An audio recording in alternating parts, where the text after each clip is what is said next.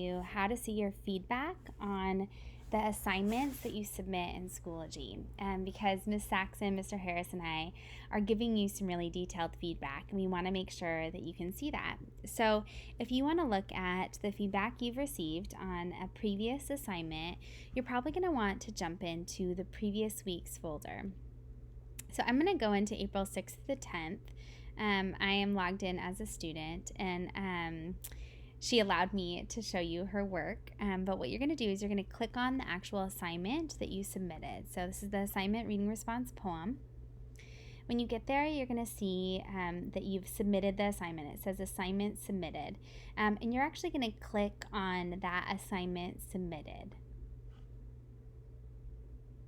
So what pops up when you do that, you will see your assignment that you submitted. This was her reading response poem.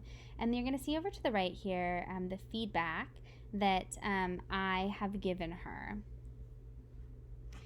You can also see, if I X out here, you can see up top here, up in the very top right corner, this is the grade 4 out of 4. If you click on that little rubric, you can actually see the rubric that we are using and what is underneath the grade that you received.